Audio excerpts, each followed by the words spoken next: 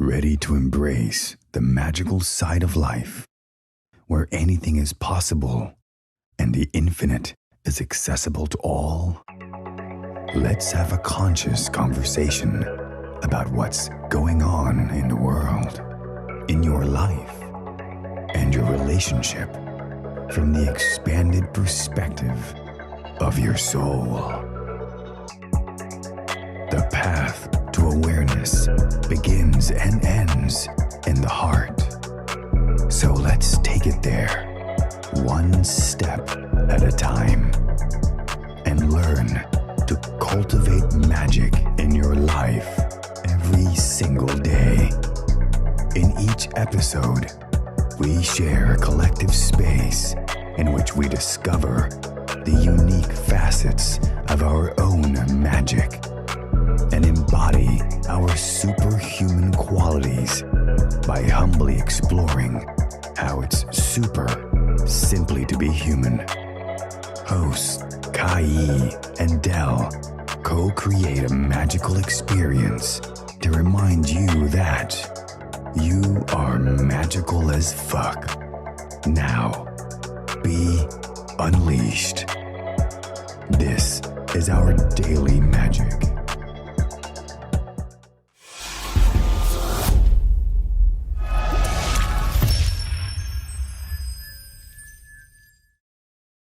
How are you doing today? Me, I'm great. Are you? Mm-hmm. Sound a little tired. No, I got tons of rest last night. You went to sleep early though. Like, was it like 9 something? What time did you get up? You got up before me though. I got up and left at around 6:37. Hey, that's 9 hours of sleep. Yeah, it's pretty good. How are you? I'm doing good. Did a cool thing that I'm starting to notice about life, which yes, last week I was in the process of going through it still. That's why I wasn't showing up here and showing up live, and you did a beautiful episode. But when life throws unexpected curveballs, you swing at them shits. Don't allow the ball to hit you. Ow, the curveball hit me. Even the curveball does hit you, getting up and swinging. It was like a conversation that I was talking about when I was expecting something and I'm getting the complete opposite now. Mm-hmm. So easy thing to do when you get the reverse is to go in complaint zone and stay in that complaint zone type of thing.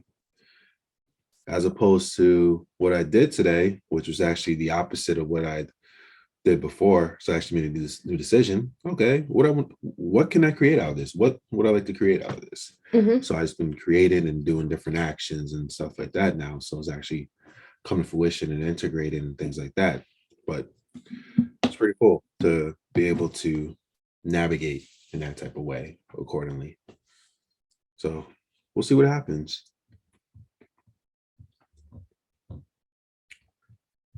So the way that you navigated was you created a new focus on what it was that you were creating? It was yes and no. So the aspects of it is, it's like life presents itself, whatever it presents itself with, whatever the circumstances are. So obviously in this moment right now, this is the circumstances that are in front of you. So it's like your puzzle for life or whatever, and to navigate it accordingly. But then also, like, I'm not navigating this by myself. I'm actually going to do a video on this.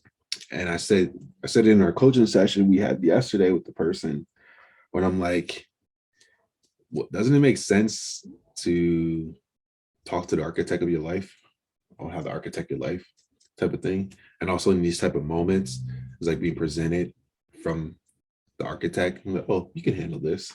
But also like asking the architect who always says yes to you, hey, how should I navigate this? Like actually surrendering to that to receive the answer and stuff. It's so much easier to do that. And that's what I was about to say. I'm actually going to do a video on that on TikTok, which is going to be, I feel like it's going to be a good one, about like What if there is an owner's manual to your life? We do. I think we all do have owner's manual, but it makes sense to talk to the owner that create the manual of how to use the manual for yourself. So that's my form of essence connection, connecting to your essence, your manual. That's your manual for your life.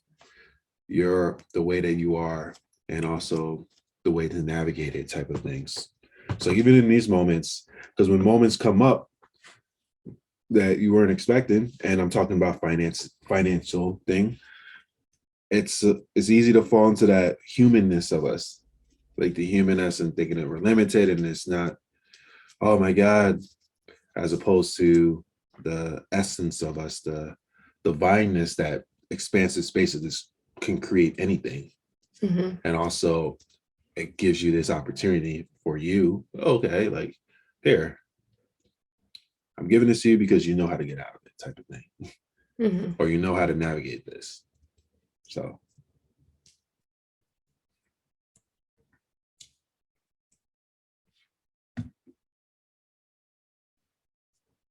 speaking of essence, do you communicate with other essences too? Like the essence of money?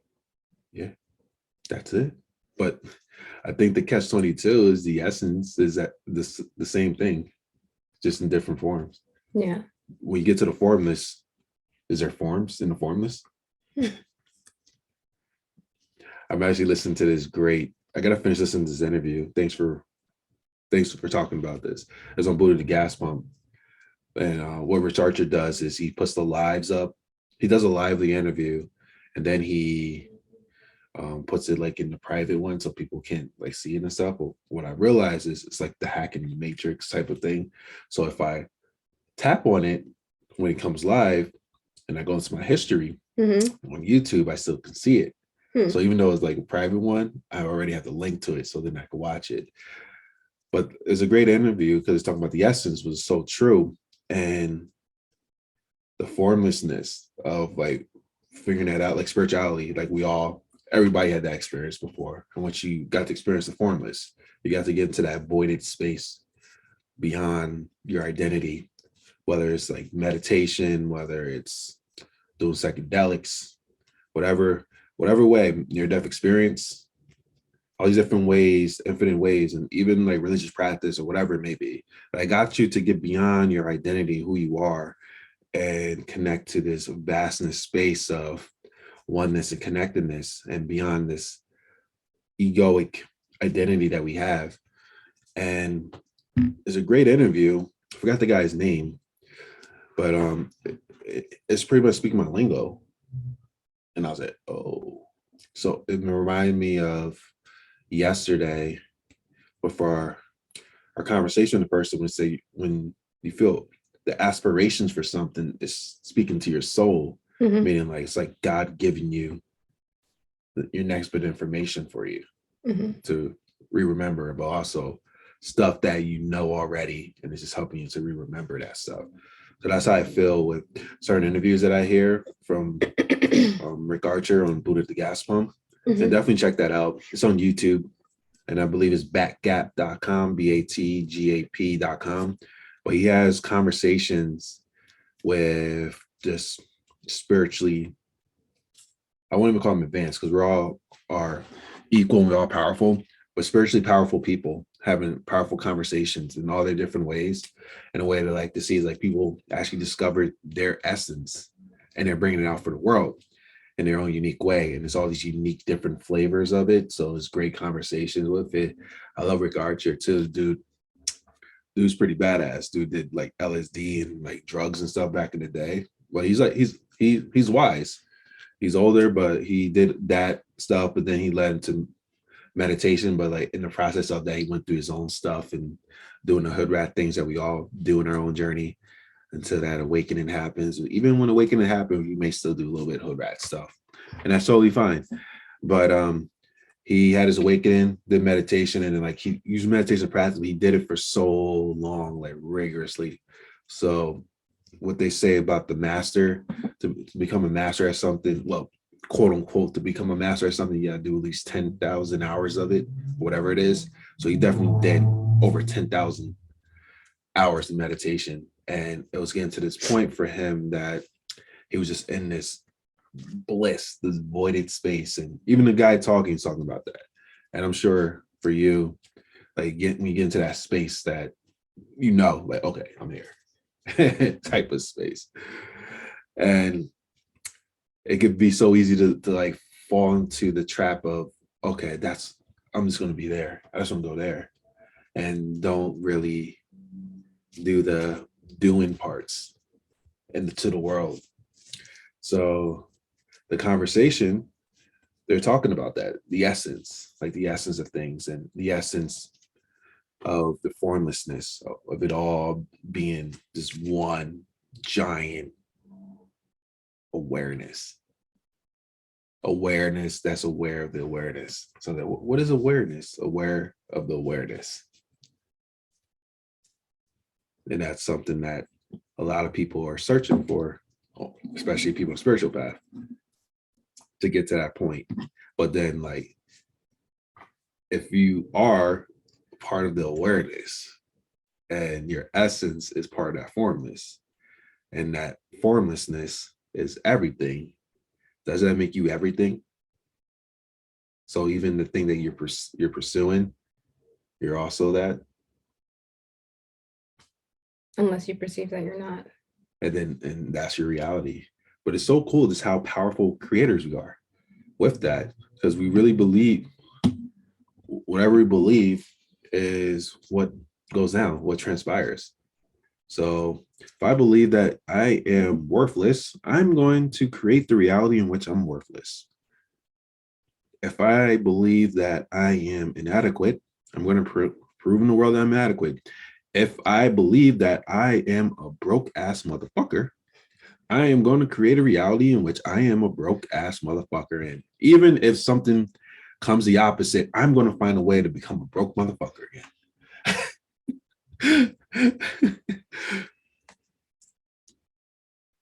The beliefs. So, and I got to check this thing out that he's mentioning, but it seemed like, for me, it reminded me like a landmark type of thing that he was talking about, this institute that it went to. But pretty much what it does is like, he said it went to, it breaks down your freaking beliefs to the point of you become nothing. And I'm like, that's how that was what landmark does, right? Like they like challenge your beliefs, when like those limited beliefs, they like come at you in a loving way. I mean, some people perceive it as, oh man, they're too aggressive and stuff like that. But it's like they do it because like that commitment to serve. I actually heard a video about that, and feel free to share about your landmark experience. But they were saying how the people who host it, those people are so committed to service that like they'll tell you their whole story, but then also they don't accept like you holding on to the beliefs that doesn't serve you. Like they're going to challenge the fuck out of you in the space until like you let that shit go. But then there's a space of everybody else there collectively with the same agenda. So like now it's just you and the person they're interacting with, but then you got a whole team of people who are there to support you and also take like no for no answer. Like, no, we don't believe that shit. That sounds like, yeah. Talk about it. Talk about your experience. This is cool. Like the transform, like that space of commitment to serve and commitment to transformation. Right. It just is curious because like some people just go to like the events and stuff. Yeah, we're gonna see what happens. And even the person who's leading it, they may have that same thing. Of like, yeah, we'll see what happens with this type of thing. I mean, I even did that a couple of times with coaching. Like, okay, we're just gonna see what happens, as opposed to now I'm like, yo, I'm shutting the fuck up. We're gonna get some shit done. There is no, we'll just see what happens when it comes to landmark. Yeah.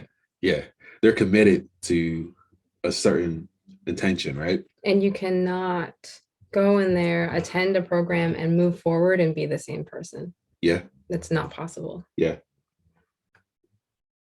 It reminds me of a quote that Steve Hardison said. Oh, the phone's working. Which is very potent. He said, if I'm the same person at the end of the session that I was at the beginning of the session, I wasn't fully present. Because if I'm fully present, I won't be the same person. Deep. True. So true. And hello, whoever is here, give us comments. Let us know what's going on with you in your world, and also your thoughts so far as you're listening to this magical conversation. We're just talking. I don't even know what this is. We talk about essence, transformations. What up, Peter? How'd I know it was him?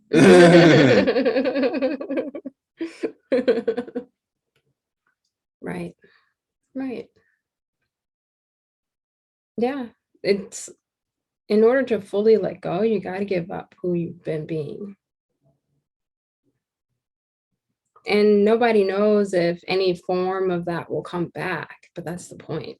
It might. It does. And even if it does, you wouldn't perceive it in the same way. Exactly. Which is why you got to fully let go and be all in. Yeah.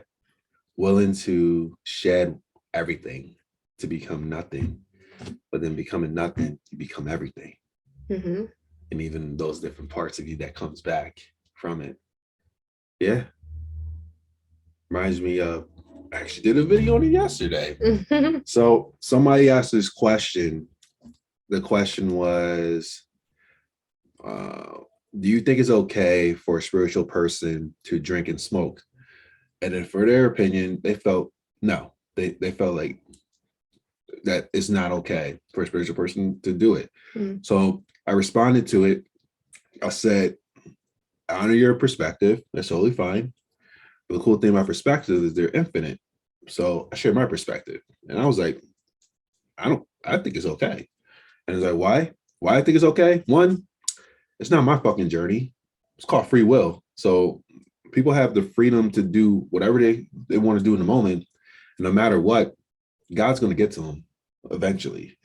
But then also what I said was the thing that I asked myself, and this is why I think it's okay, is what is my relationship with those things in this current moment? So like for drinking, and we was part of it before, in which we had whatever, we had sake and Tito's, I was about to say Tito vodka that night. And that was my last time having vodka, really, because like that had me earling. But at that time, the relationship with alcohol and even smoking weed was a crutch for me to escape reality. Even the psychedelics, it was a crutch for me to escape reality. It was a crutch to me to numb myself. It was a crutch for me to not experience what life was trying to get me to integrate of the pain and healing. But now I smoke weed, but I don't smoke weed that much. I have a weed license, a marijuana license, and I don't even smoke it. I smoke it when I feel pain and stuff, but like physical pain, which is very helpful for it. But my relationship with it now is it's very useful and helpful. Like even for meditation, I smoke a little bit and I meditate, I'm gone. Even though I'm going naturally, but it helps me even focus on that. It helps me to just do different interactions. It's not a crush no more. Like, I'm using this to escape my reality, or I'm upset, so I got to smoke some weed. Or even for drinking, like really don't drink that much. Obviously, if we go to a party or something like that, I might have like a beer or something like that. But even a relationship with the alcohol aspects of it is different. It's not a crutch anymore. But then also, I'm not afraid. Oh, if I drink this or smoke this, it's going to lower my vibration. I don't believe that shit. And this is my beliefs. I mean, people could believe what they want to believe as well. But if you're the creator of your reality, does that mean it's limited?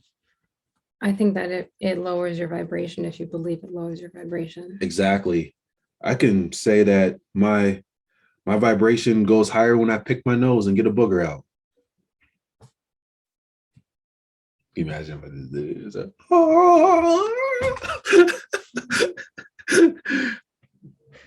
So Peter said, yes, being in a moment for me has been a gradual process. I used to bring all my anxiety, anger, uncertainties in the moment, whether it's talking with someone, taking a test, being on a date. I would not totally be in the moment.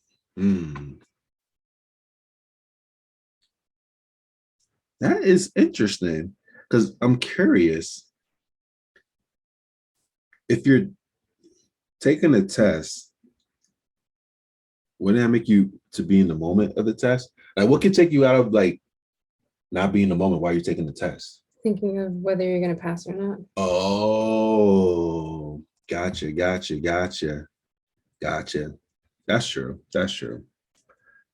And definitely on a date too, because like you can be wondering about, I want to say the correct things, what things to say, what things not to say, or even thinking about the after date. I went on dates and I had intention for what's going to happen after it. And I was focusing on that. Wasn't focused in the moment to actually just genuinely get to know someone. Had my own agenda. And then anxiety, anger, uncertainties.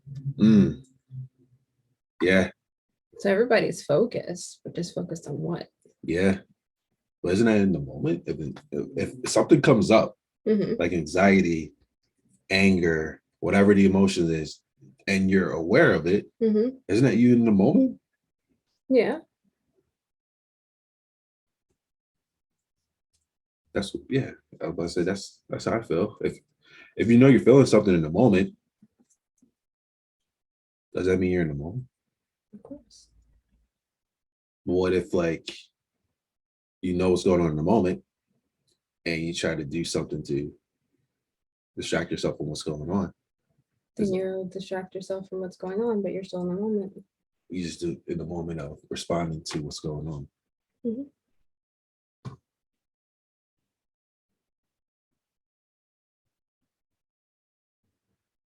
Hello there, Marvin. Hey, Marvin. Anxiety. It's mindful, yes. Anxiety for me can get in the way of thinking my little brain here, or thinking using my little brain here. And I like, Marvin, that you're distinguishing between mindful and being in the moment and all these other things that can go on. It's an important distinction as well. What's mindless? Good question. What do you think?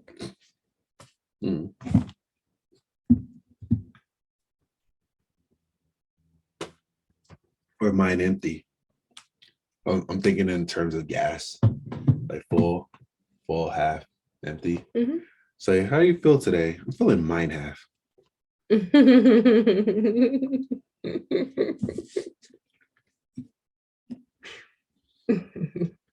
It's so cool. Anxiety, if used like a certain way. So let's say, you know how, and I have anxious thoughts like that sometimes, thinking about the future future potential events, like, oh my God, what if my business stops making money, type of thing, and then I don't have any money coming in, like that type of, then I start feeling anxiety. Oh my God, what will happen? And I got all these bills piling up and all this other stuff. So I could go into it in that way, and then I'll respond in life in this present moment from anxiety, or I'm about to say anxiety, from an anxious beingness of myself. So if I'm responding in an anxious way, I'll be frantically doing stuff from now on. I may be doing things that like isn't like the highest level for me to respond, how to respond to it. But I'm responding to it from the state of being anxious, being afraid, that type of stuff. But what if that thought comes up and I get curious of it, but then also I can create, because I wait, like getting present in the moment, present right now. How is stuff? I'm doing good, but I actually have an opportunity to create more in this moment from that state, from the state of creatorhood, as opposed to the state of me being in this anxious mode, or that part of me being a driver. You know, like when the part of you is feeling something, and then that part of you becomes a driving force for how you respond to life and stuff. Be in that space, that infinite vastness, essence space of us to be able to create. Even from that, like the tools, like that part of you that's anxious, it's something you can learn. True. It's like the conversations with yourself. I mean, so always going on. I even asked a question on Facebook that not many people answered. I was like, oh, no, not that many people answered my question that I put in my status. I'm like, what did I say? If the voice in our head is us, then who's the one that actually hears a voice?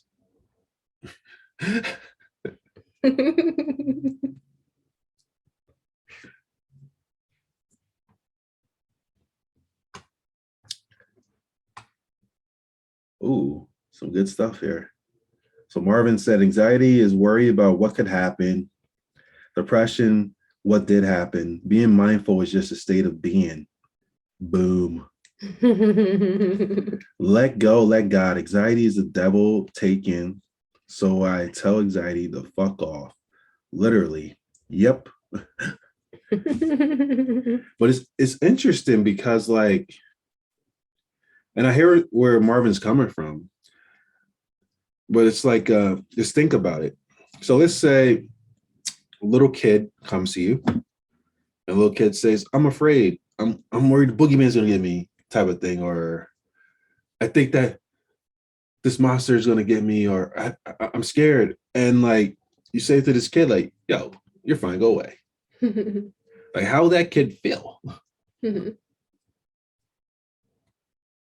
And this is just my hypothesis. This is what I believe is when moments like that come up inside of us, there's a part of us. It might even be the child part of ourselves from an experience that feels that certain way, and it comes up for just looking for attention, looking for some love from ourselves. And if we tell like, shoo, go away, just imagine like that rejection, like us rejecting ourselves potentially. So like for me, and it's just me, people can do whatever they want to do as well. I like to hold space for these parts of me, like having a conversation, but also it's like and also because I have a son that I have conversations with, so it's like practice with that, but like being that for the son and me of having those conversations with myself, like teaching a game, because sometimes a part of me has a belief and knowledge from a certain point in my life and hasn't expanded yet into this vastness space. So it's just coming at me, tugging at the thing, like, wait, I'm scared. The boogeyman's gonna get me. And even though I know the boogeyman's not real, I'm gonna talk to that part of me. Cool. Like, I know you're afraid, but I'm here for you. And it's okay. You have the right to feel you're gonna feel. I'm just gonna chill here with you. I'm not gonna let it take me over, but I'm in the space to allow it. But sometimes whatever happens, it takes me over. And then I get into this whole mode of whatever the emotion may be.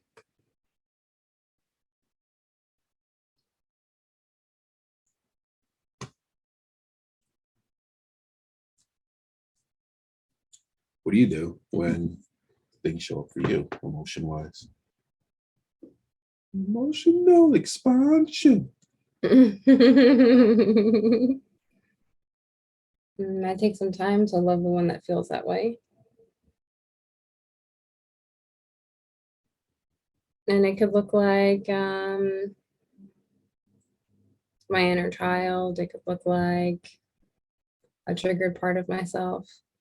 But either way, it always comes back to just loving myself. And then from that space, I ask myself, chocolate or vanilla? That's why you keep saying that. Which is what? Neapolitan. Strawberry guy. Which is a reminder to me that I just get to choose what it is that I want to have. That there doesn't have to be a reason, a justification. I don't have to be right or wrong about the answer. I just get to choose what it is that I want, whatever it is that I want. And that for me is possible from that state of love.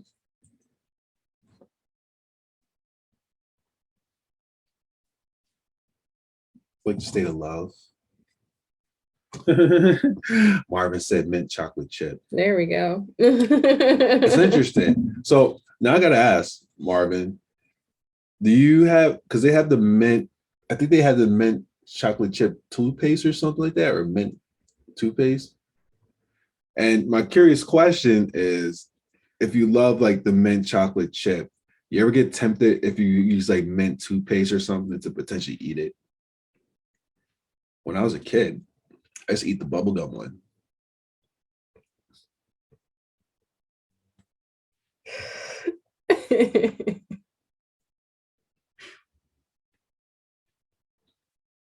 It's like when we got was it amoxicillin or penicillin as a kid? Mhm. The bubblegum flavored one. Mhm. Yeah, I used to like just drink it down. Drink it down like a 40.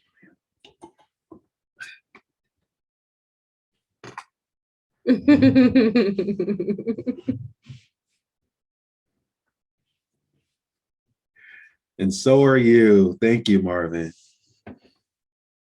You're amazing as well. Oh, so green's your favorite color. Heart chakra.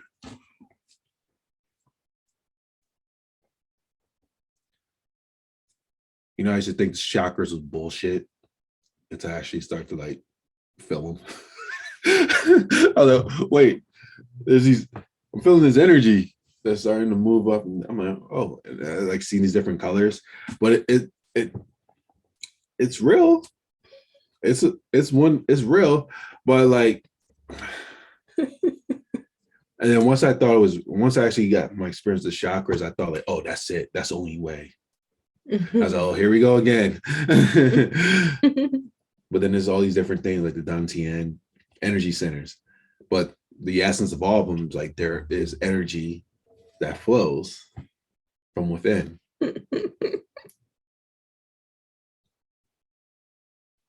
But it's interesting because like when I didn't believe in chakras and people, oh my God, like you have a blockage in your heart chakra or your crown is so open and stuff like that. I'm like, yeah. Thank you for letting me know that.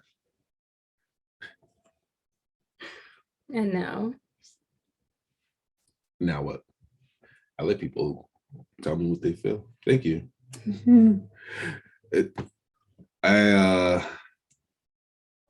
I think I say it all the time. I'm a simple person. I just simplify shit. All right, I'm feeling something right here. Something's moving. Cool. Thank you. Because like when I simplify it, it makes it so much easier to like get into this vastness space type of thing, as opposed to I gotta make sure that I'm synchronized in 108 breaths or whatever it may be, and do this. Sit up tight. It's like an army thing. Stand up. Cross legs. Spinal erect. Penis is erect. No, it's not. Okay. Focus. I mean, those type of stuff, it works sometimes though, like when you really like focus in certain points of your meditation. But like I realize I get easier into that space by just relaxing and just being. Okay. It's like going to the bus stop. The bus is gonna come eventually. I'm gonna sit here and wait for the bus. Oh, hello, mind. How are you doing today? Oh, here comes the programs. Like for you, like how do you get into that space or bring your awareness to the space? what space? For like meditation and things, do you have like a certain like posture? Do you do some like chants or listen to some like what's those things called? Binaural beats? I just ask in the moment. Maybe it is binaural beats sometimes. Maybe it's going for a drive. Maybe it's going for a walk. Maybe it is just taking a moment to be where I'm at.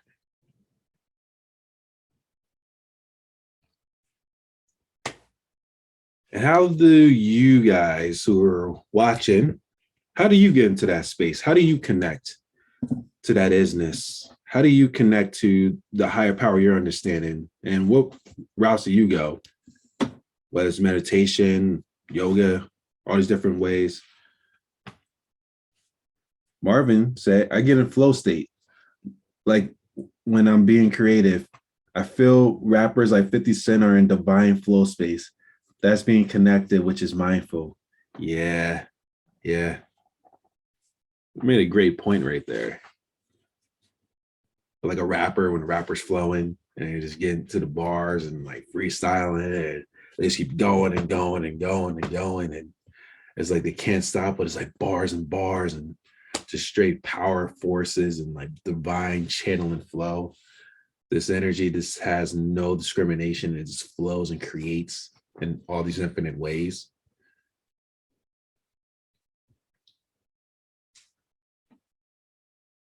Marvin said, painting, drawing, dancing. Nice. Do you do them all together? Do you draw while you're painting and dancing while you're painting and drawing?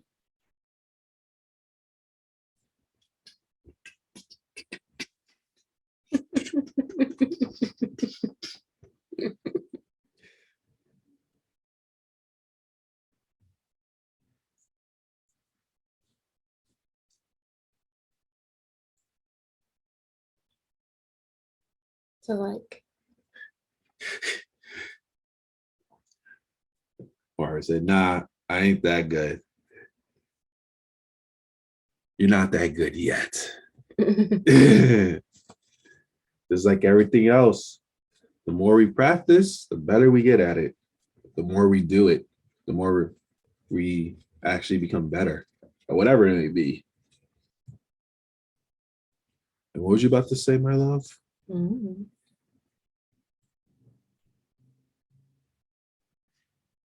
Oh, so freestyling is like channeling. Seems like it is. It's just like it just comes through. On the ones and twos. You don't know what to do. At you. My nose is blue. Shout out to Blue. Because he has the clues.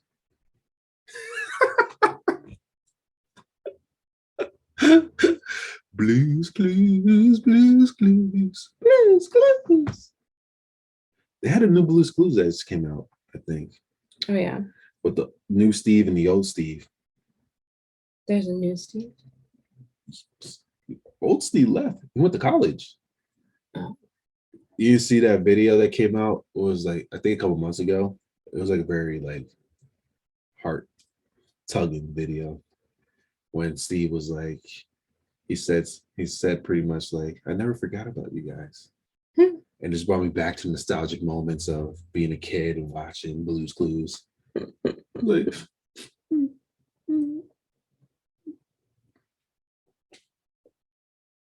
I did that to my screen. It's like,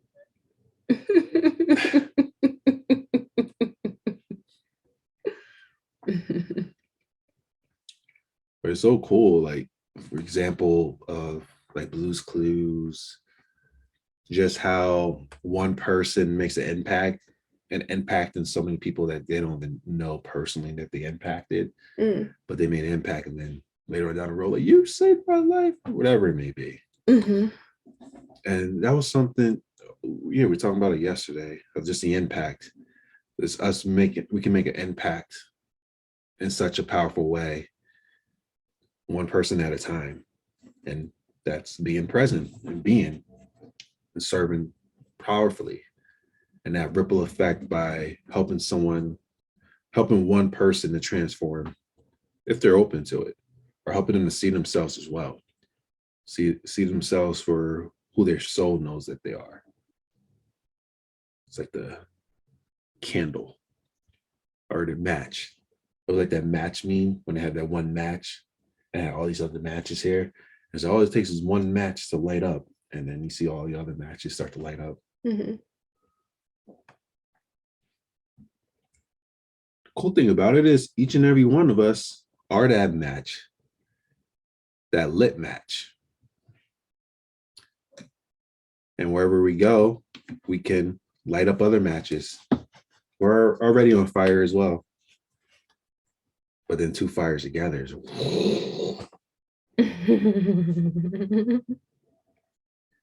let me stop before Smokey the Bear comes here and has some beef with me.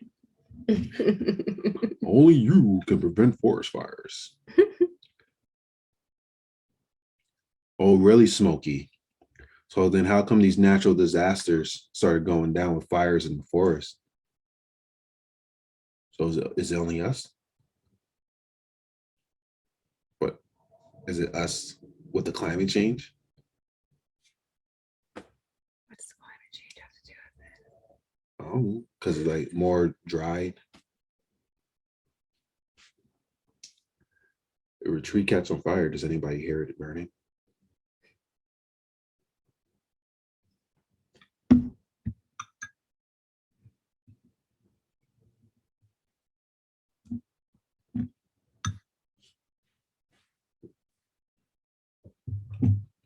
So what I've been experimenting with is the realm of infinite possibilities.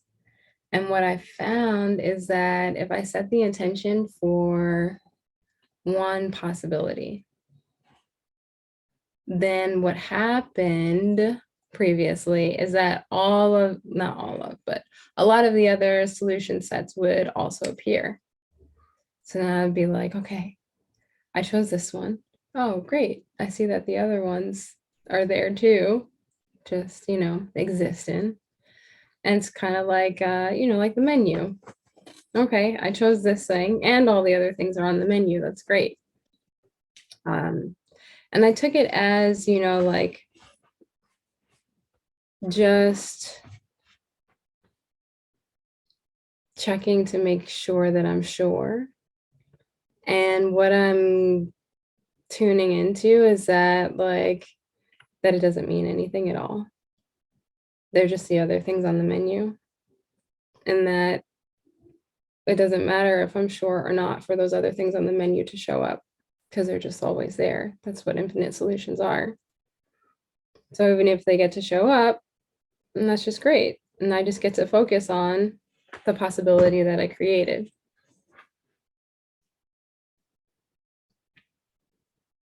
So I like that recently I've just been removing the meaning from a lot of things. And that has expanded my awareness of this thing called freedom.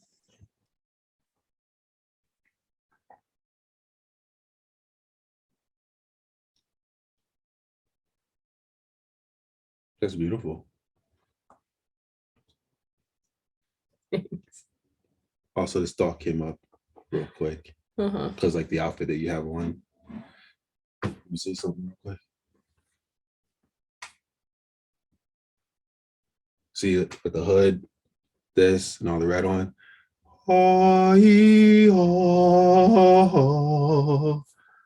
Kaí, infinite possibilities, taking the meaning out of things. Freedom.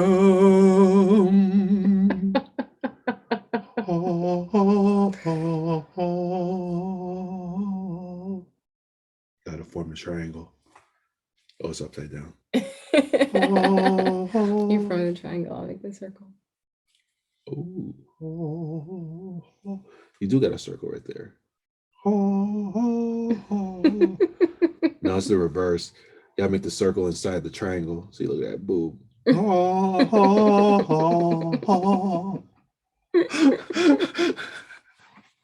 Ceremony over. All right, now it's time to drink the punch. Dang. You're gonna get us in trouble. Listen, bring it.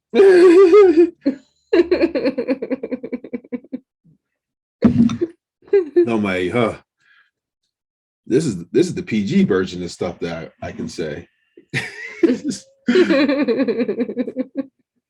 Aw, thank you, Marvin. She said you guys are in perfect balance with each other. Yeah. Thank you. Oh, oh, oh.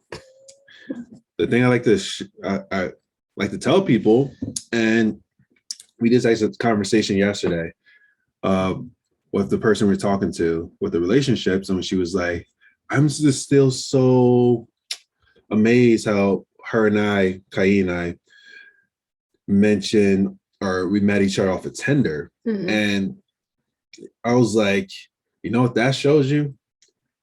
It shows you that divine timing has no limitations for when divine timing goes down."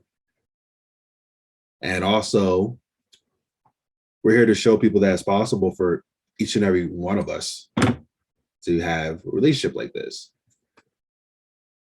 The loving relationship that you want to create with yourself, with your partner. But the foundation is both partners doing their work and not one partner shouldering the load of the work to do, but actually both partners doing their own inner work and also doing work collectively. But also you just show up with that freedom, like she was talking about, because you're taking care of yourself. You don't have expectation of my partner to take care of me. I always take care of me in certain ways that I prefer that she does. Wink, wink. And vice versa. Wink, wink. Wink, wink. But most of the stuff that we do for self-care helps us so much to be able to come from a space of like, I'm good. Yeah. Takes work, but it's fun work.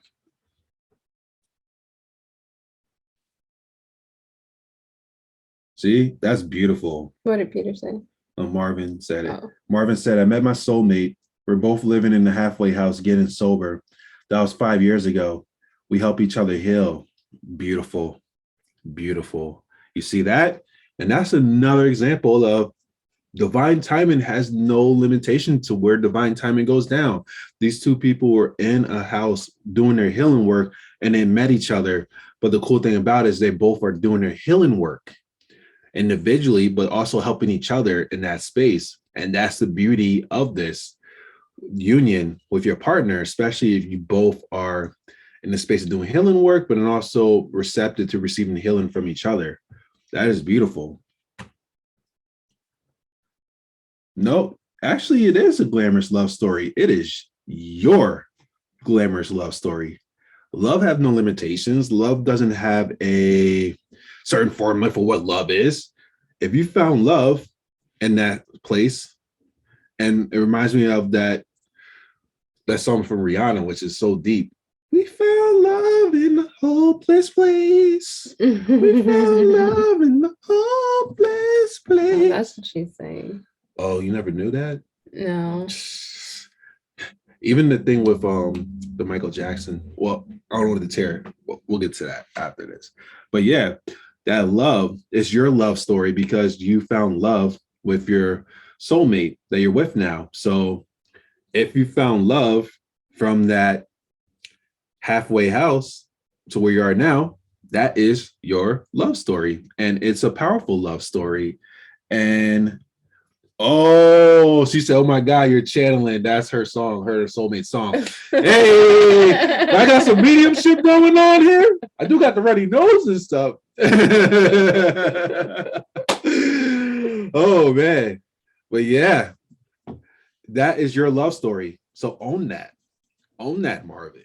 Own that. That's your and your partner's love story. And that love story is a beautiful love story. It shows the possibilities of love has no limitation. So yeah. And I honor you for sharing your truth as well. And also to be able to find that. It just makes it, when you find love in places like that, like for me, it makes you feel grateful that you went through the journey you went through to get to that point. Because if you did one thing differently in your journey, you would have went a different way.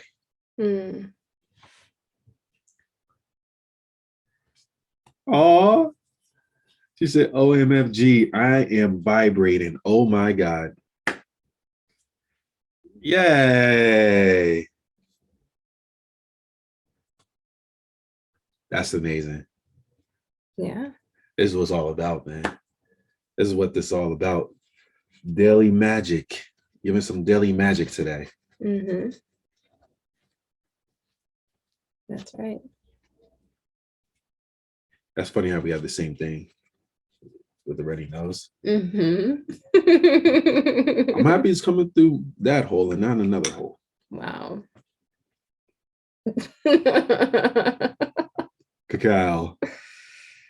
Wow. Keys cacao. You can get some on ourdailymagic.com. Oops.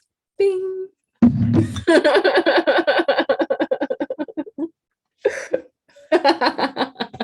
She's laughing. You're welcome. And thank you for showing up here. And also Peter as well. Yeah. And also Kaí, and also whoever's going to listen to it. But the thing I love is when we're present together, this is where miracles and magic actually happens. And this magic wouldn't have been the same if you guys didn't decide to be here. But we all decided to be here. This is why we're here. That's right. We're co-creating. Mm-hmm. Awesome. I am grateful too. Likewise. You know, that was something I used to search for, What? which is crazy. Like gratitude. Because for gratitude, they say it all the time for law of attraction and stuff. Like, you got to be grateful for the things before they come there.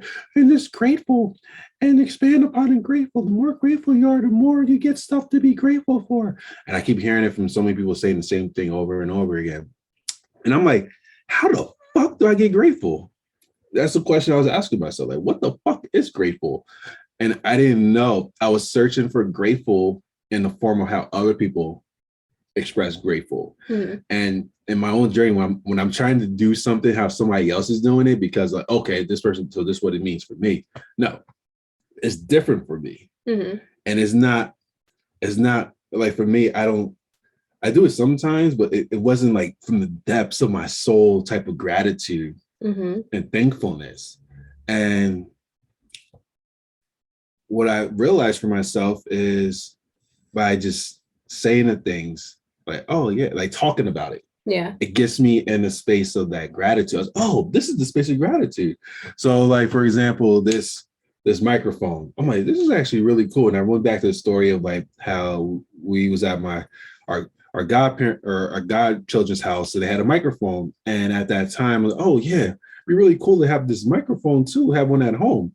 So like, okay, yeah, I want to have this microphone. Was able to go on Amazon and ordered the microphone, and the microphone came up. So then I'm like, wow, it's so amazing. Like, one, like, it's pretty cool that I was able to like have the money to do that. Like, thank you, like, to have the money, the resources to be able to create that.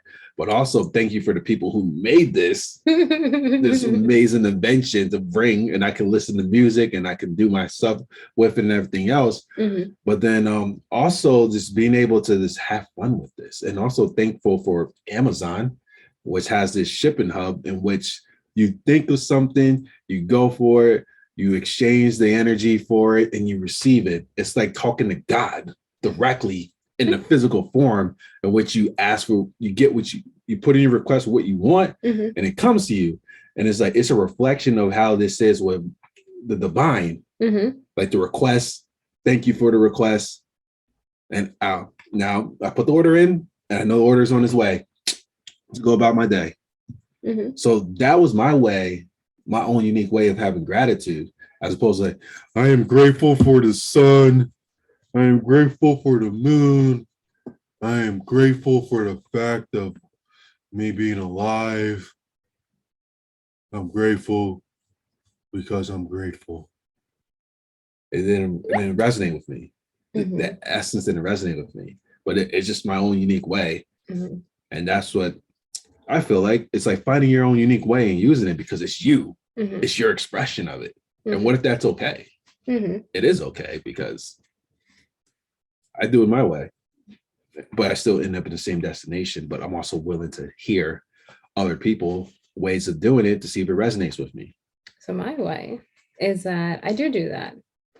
There's this song that I listen to too. I forget who it's by. I think it's by Lava. And Lava Anthony? No, I said Lava. Oh. Laava. And she goes through and she's like, I'm thankful for to do. And she just goes through the whole song. I'm thankful for it. And I started like one day I started singing that while I was just like walking down the street, and I would just say like random things. I'm like, I'm thankful for the grass. And then I just like keep going in that like, like freestyling. And it's funny. Yesterday I tried something different. I was like, what if I didn't focus on any particular thing to be grateful for?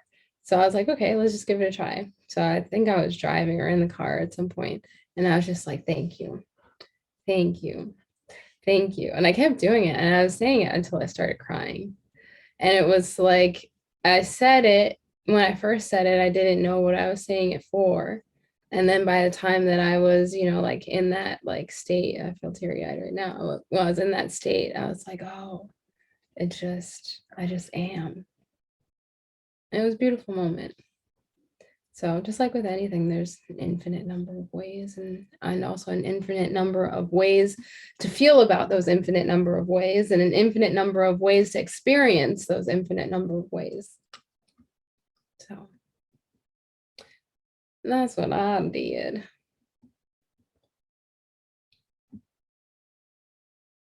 See, the essence of it, your own unique way that resonated with you.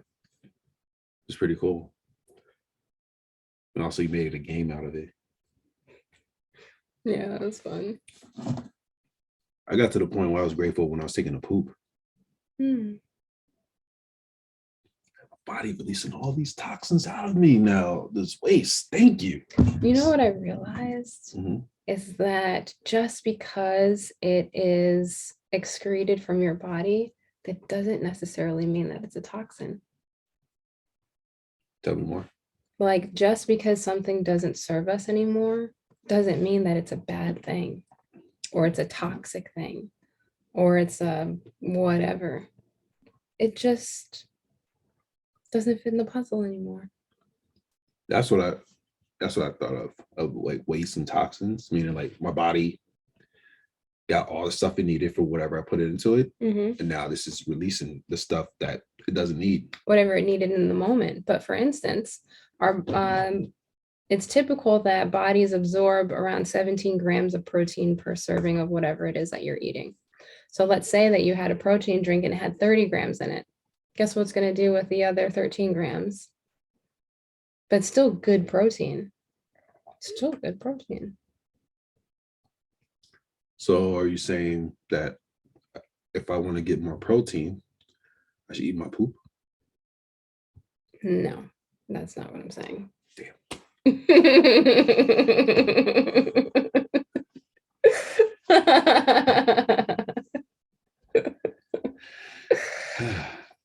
And similarly, for those of you who've studied what they call Orin therapy, is that let's say that you get stung by a jellyfish.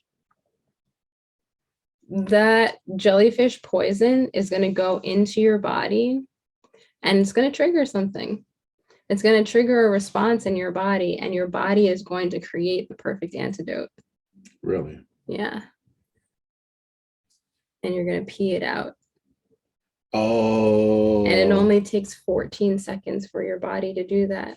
So you get stung by a jellyfish, 14 seconds later, you take a piss, put it on it, and you're good to go. That's crazy. I wonder why you can't do that for like a rattlesnake bite or something. You can.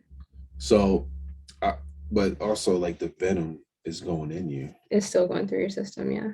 So do you pee in a cup and take a shot? Yeah. See, everybody note, this is what happens when Dell doesn't believe anything, and then we'll come back to this episode maybe a year or two or whatever later, and he'll be like, oh, I didn't believe in it before, but that's not it work. Like chakras. Only way I would know that's true if I peed on myself or something. Only if you put it out there. Nope. I believe in the advancement of medicine. That's why there are antidotes and stuff for it. And the antidotes and stuff helps to speed up the process of it. Obviously on like some man versus wild type of shit. If I'm out there, I'm okay, I gotta shh.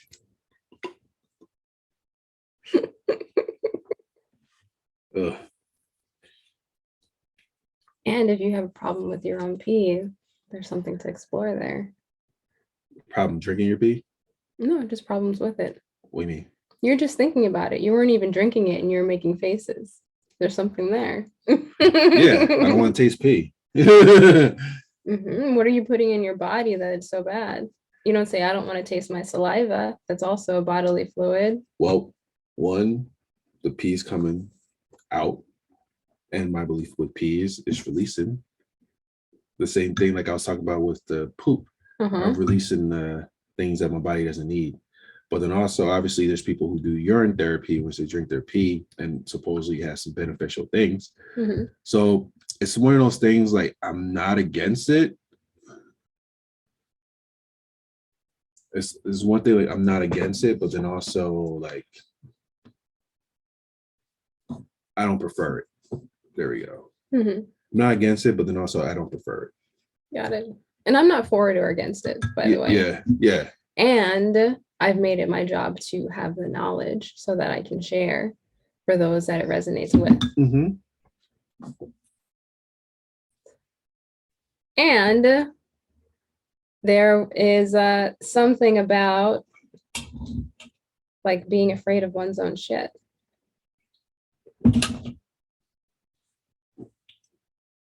And I'm not saying that's what you're talking about. I'm talking about things in general. Is that like, for instance, it's like things that come out of us, like things that we say, things that we feel, or even just our energy in general. If I felt some kind of way about my own energy, it's like, oof, I need to think about that for a minute. Am I really present or mindful to what's actually there? And if I'm getting this like dissonance reaction about it, then it's like, well, what is it that I am rejecting? Or what is it that I am so against, like in this moment about it? What is it that I'm not feeling about it? And it's just interesting to get curious about that. It may mean something to you and it may not. Just a point of conversation and discovery and exploration.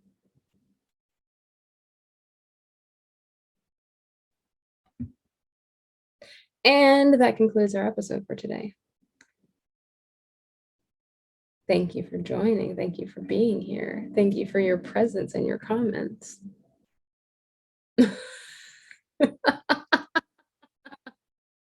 I am Hakeem. You guys enjoyed the Last Supper? You think I spilled wine? Think that Hakeem. Oh. Hey, Jesus. Do that trick. Do that trick you do with the wine. And then he turns around and he goes. What if you had like a thing in here?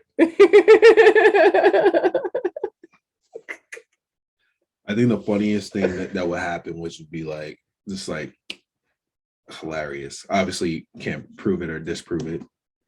If it was all just a psychedelic trip. What if it was all a placebo? Can you imagine? He's a David Blaine for David Blaine.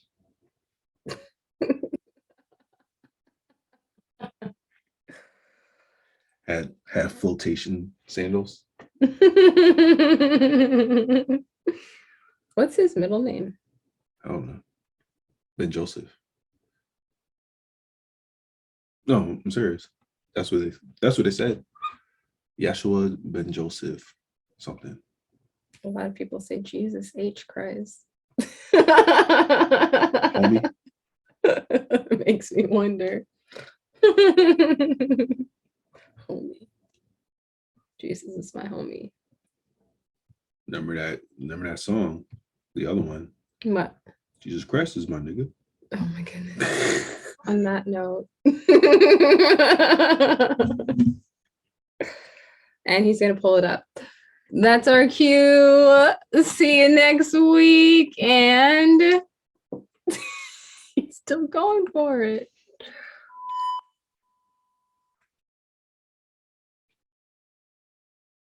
Well, I wrote this song for the Christian youth. I want to teach kids the Christian truth. If you want to reach those kids on the street, then you got to do a rap to a hip-hop beat. So I gave my sermon an urban kick. My rhymes are fly, my beats are sick. My crew is big and it keeps getting bigger. That's because Jesus Christ is my nigga. That's it. I'm out. Stay magical.